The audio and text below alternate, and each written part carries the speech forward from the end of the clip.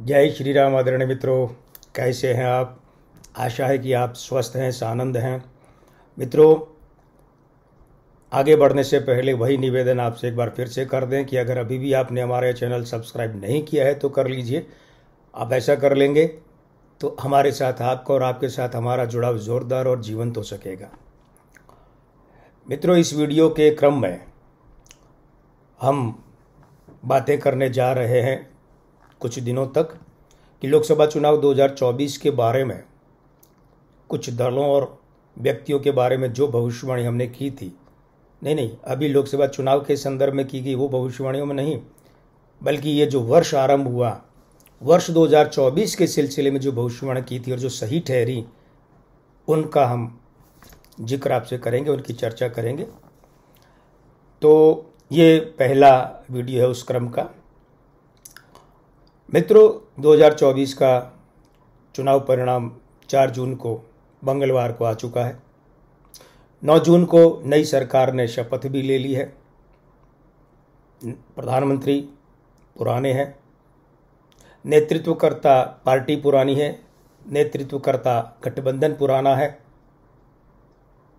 अब ये बात और है कि गठबंधनों में कुछ लोग छोड़ के चले जाते हैं, कुछ दल आ जाते हैं, पर गठबंधन वही रहता है। दलों का आना जाना लगा रहता है, जैसे कि एनडीए में शिवसेना सबसे पुराना साथी, फिर अकाली दल भी था, ये बाहर है। अब समता पार्टी कभी हुआ करती थी जो बाद में जेडीयू बन गई, जनता दल यूनाइटेड जिसके वर्षों से मुखिया नीतीश बाबू हैं, अभी आते जाते रहते हैं एनडीए में, इनका आना जाना लगा रहता है।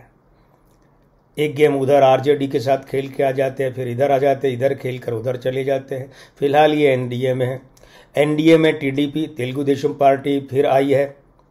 पहले 2 बार आई थी, अब तीसरी बार आई है। उसका आनंद भी मिला है कि आज टीडीपी के मुखिया चंद्रबाबू चौथी बार आंध्र प्रदेश के मुख्यमंत्री बने हैं। ये भी एक अलग आनंद है, आने का जाने का लगा रहता है। पवन कल्याण की जनसेना पार्टी इस बार साथ आई भाजपा के, परिणाम पाया, अच्छा पाया। 21 विधानसभा सीटें जीती है, 2 लोकसभा सीटें जीती है और उप मुख्यमंत्री का पद आज जब हम ये वीडियो शूट कर रहे हैं तो 12 जून को पवन कल्याण उप मुख्यमंत्री बने हैं। लेकिन हम आपका ध्यान यहाँ पर इस बात की ओर करना चाहेंगे कि 9 जून को जो केंद्र में सरकार बनी है, इसके बारे में हमने वर्ष 2024 के साल भर की, यानी नए साल के मौके पर जो साल भर की भविष्यवाणी करते हैं, उस सिलसिले में एक वीडियो डाला था जिसका शीर्षक था कि भारत केंद्र में सरकार नहीं बदलेगी। देखिए, जब 8 मार्च 2024 को ये वीडियो अपलोड किया था, हम ये जब अपलोड कर रहे थे, उस समय हमारे देश में केंद्र में सरकार गठबंधन के हिसाब से देखें तो एनडीए की थी, पार्टी के हिसाब से देखें तो भारतीय जनता पार्टी की थी, व्यक्ति के हिसाब से देखें तो नरेंद्र मोदी की थी। यह बात और है कि तब भाजपा को अपने दम पर पूर्ण बहुमत था। इस बार भी देखिए, 4 जून 2024 का जो मतगणना का परिणाम आया, चुनाव का परिणाम आया है, इसमें सरकार एनडीए की बनी है। फिर से 290 से ज़्यादा सीटें लेकर पूर्ण बहुमत एनडीए ने पाया है। चुनाव पूर्व गठबंधन है, इसीलिए उसको उसी रूप में लेना पड़ेगा। चुनाव बाद का गठबंधन होता तो शायद राष्ट्रपति जी बुलाते ही नहीं। चुनाव पूर्व के गठबंधन का अधिकार बनता है और पूर्ण बहुमत। ये सरकार भारतीय जनता पार्टी, नीत सरकार, यानी सरकार का नेतृत्व कौन कर रहा है, भारतीय जनता पार्टी कर रही है। तो देखने वाली बात यह है कि इस बार हालांकि भाजपा के अपने दम पर बहुमत नहीं मिला है। पिछली 2 बार 2014 और 2019 में मिला था।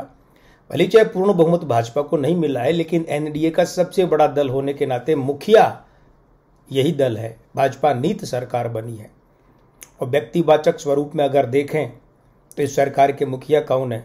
वही जो पहले हमारी भविष्यवाणी 8 मार्च 2024 को हमने अपलोड की, उस समय थे नरेंद्र मोदी जी।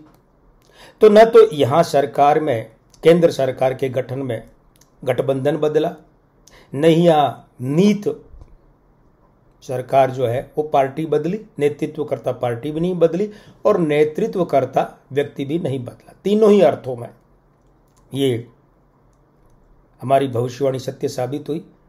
मित्रों, हम सिर्फ इतना कहना चाहते हैं, ये उल्लेख करके कि हमारी भविष्यवाणी सत्य साबित हुई, याद दिलाकर आपको सिर्फ इतना कहना चाहते हैं कि जब एक विधि से, एक गणना विधि के आधार पर वैज्ञानिक ढंग से पूरी सत्य निष्ठा के साथ में कोई भविष्यवाणी की जाती है तो उसके सफल या असफल रहने की चर्चा अवश्य की जानी चाहिए। सफल रहे तब भी और असफल रहे तब भी, क्योंकि उस गणना के पीछे एक आधार होता है, फतवा नहीं होता। ये होगा, कैसे होगा वो नहीं पता, बस होगा।